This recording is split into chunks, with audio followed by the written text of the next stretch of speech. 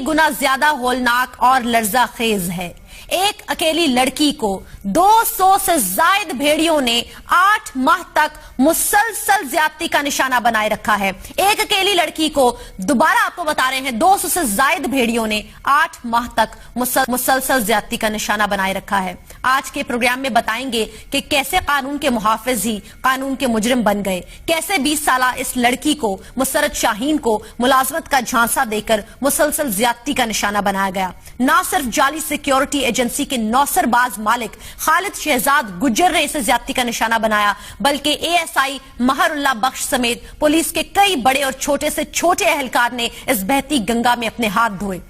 लेकिन हम सबकी आवाज पर, हम 2 दिन से काम कर रहे हैं इस इशू के ऊपर, और हमारी आवाज पर इदारे जो हैं वो हरकत में आए हैं और उन्होंने मुसर्रत केस के मरकजी मुलजिम खालिद शहजाद गुज्जर को गिरफ्तार कर लिया है। हम उसकी फुटेज में हम आपको दिखाएंगे, ये उसकी फुटेज है, इसको गिरफ्तार कर लिया गया है। लेकिन नाज़रीन, ये कल हुआ है जिसके लिए हम इदारों को सराहते हैं, लेकिन जब तक हम हरकत में नहीं आए ये इदारे खुद ब खुद मुतहर्रिक नहीं हुए। ये बात तो जनूबी पंजाब के पसमानदा इलाके मुजफ्फरगढ़ की हो रही है, जहां जुल्म और वहशियाना कार्रवाइयां मामूल की बात है। लेकिन इंतहाई तशवीशनाक बात यह है नाज़रीन कि आज वफाकी दारुल हुकूमत इस्लामाबाद शहर इक़्तिदार में भी हमारी बच्चियों की इज्जत महफूज नहीं है। ये जितनी बातें मैंने की हैं, ये सारी बातें सच हैं?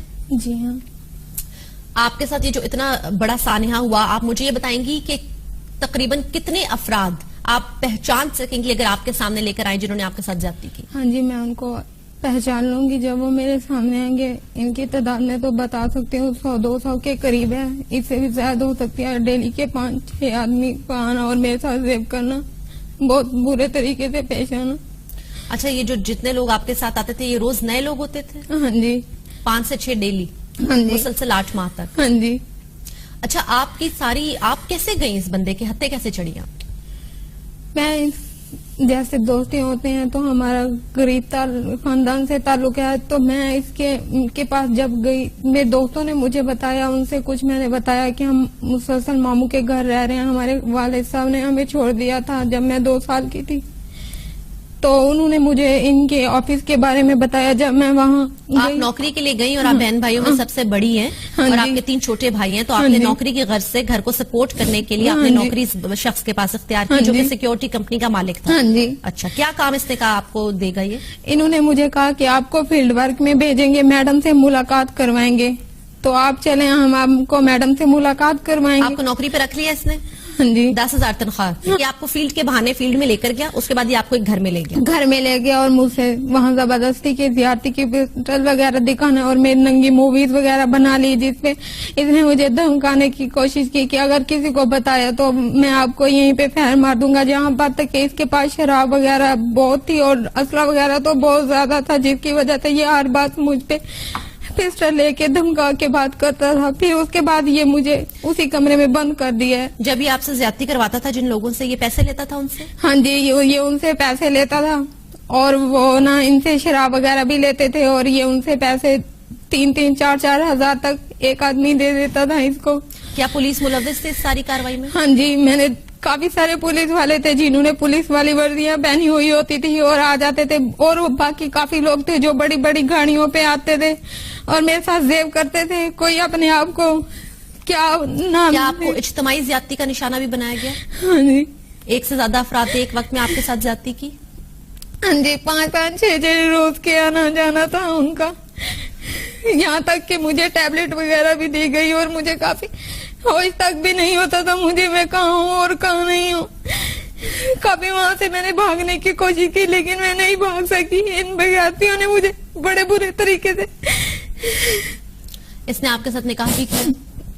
ये मैं उस निकाह को क्या निकाह का नाम दूं, जब इसने मुझसे ज्यादतियां की हैं, पिस्टल दिखा के जबरदस्ती मुझसे निकाह किया, मैं उसको निकाह तो नहीं कह सकती। फिर इसने अपने मुलाजिम के साथ भी फिर इसने अगले दिन उस मुलाजिम के साथ निकाह करके खुद उसमें गवाह बन गया, वो भी धमका शमका के इसने मुझसे बयान दिलवाया, पिस्टल दिखाया मेरे घर वालों को पीछे। तो इसने पहले आपसे निकाह किया, उसके कुछ दिन के बाद अगले ही दिन इसने अपने मुलाजिम के साथ, जिस मुलाजिम का नाम जावेद है, हाँ जी, उससे आपका निकाह करा दिया, ठीक है, और खुद ही उस निकाह में गवाह बने? हाँ जी, ठीक है। अच्छा, आपके तमाम तर जो दस्तावेजात हैं, आपका CNIC, आपकी सारी वो हाँ जी, वो इन गुज्जर के पास है। मैं नौकरी के बहाने इसने आपसे हथियाई। हाँ जी।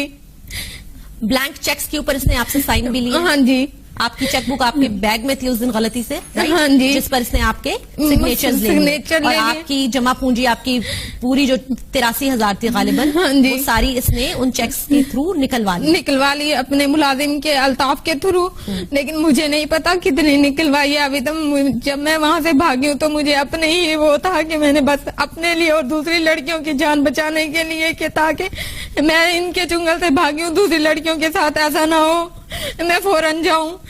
तो जब मैं वहां से भागी हूँ तो मेरे घर वालों ने मुझे कहा कि बस हम इस काम को छोड़ देते हैं, रख देते हैं। लेकिन मैंने काफी उनको सपोर्ट किया कि आप चलें आगे, मेरी जिंदगी नहीं बची तो मजीद आगे जो लड़के हैं उनको ब्लैकमेल ना किया जाए, वो खराब ना हो। आप मेरी सपोर्ट करें वरना मैं खुद चली जाऊंगी, कुछ तो करूंगी। लेकिन ये भी कहा है कि अगर आपको इंसाफ नहीं मिलता तो आप मैं DP ऑफिस के सामने खुद सोची कर लूंगी अगर मुझे इंसाफ न मिला। तो हम यहाँ पे आए हैं। तो हमारे जो वकील है जुल्फिकार भुट्टा, इन्होंने बगैर किसी लालच के, बगैर किसी उसके, इन्होंने हमारा केस दर्ज कर लिया। मुख्तारा माई साहिबा के पास भी गई थी? उनको कॉल की थी, लेकिन उनकी जो मैडम दूसरी वो उनकी जो स्कॉटी थी तो उन्होंने कहा था हाँ जी आप इससे बात करें इससे, लेकिन उन्होंने हमारी ठीक से कोई बात नहीं सुनी, जिसकी वजह से हमें सुप्रीम कोर्ट आना पड़ा। फिर अब मैं अपने हक के लिए नहीं आई, दूसरे लोगों की जान बचाने और दूसरे लोगों की हिफाजत और पूरे पाकिस्तान की तहफ़्फ़ुज़ के लिए मैं आई हूँ, ताकि सिर्फ मुझे नहीं इंसाफ मिले, दूसरे लोगों को भी मिले। आज हमारी हुकूमत है और हमें कहती है कि आप बच्चों को पढ़ाएं, इनका मुस्तकबिल बनाएं। मुस्तकबिल हमारा क्या बन रहा है? आज हमें क्या वो किया जा रहा है, कोई सपोर्ट नहीं है। घर वाले हम पीछे घर वालों की थोड़ी सपोर्ट करने के लिए निकलते हैं तो अगले जंगली जानवरों का शिकार हो जाते हैं।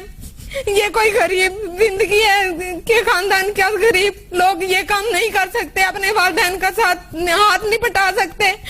ये इन पे हुकूमत का है कि वो, इसलिए तो गरीब खानदान की लड़कियां, उनके वालिदैन उनको घर से बाहर नहीं निकलने देते, नहीं पढ़ने देते। लेकिन फिर भी हमारे घर वालों का एहसान है, उन्होंने हमें पढ़ाया और हमने उनका हाथ बटाने की कोशिश की कि चलो हम भी उनका साथ दें। और उस हाथ बटाने के चक्कर में आप अपनी इज्जत से भी चली गई। और नाज़रीन, यही होता है पाकिस्तान की बेतहाशा लड़कियों के साथ। पंजाब, साउथ पंजाब गढ़ है इन इज्तिमाई ज्यादती के केसेस का। सबसे ज्यादा जो केसेस रिपोर्ट होते हैं, नाज़रीन आपको बताते चले आदादोशुमार की रोशनी में, वो साउथ पंजाब से होते हैं। मुजफ्फरगढ़, जहां पर मुख्तारा माई का केस सामने आया, मुजफ्फरगढ़ जहां पर पुलिस स्टेशन के सामने कुछ अर्सा पहले एक लड़की ने खुद सोजी की, और मुजफ्फरगढ़ ही वो शहर है जहां पर अब मुसरत शाहीन के साथ ही वाकया रूनुमा हो रहा है।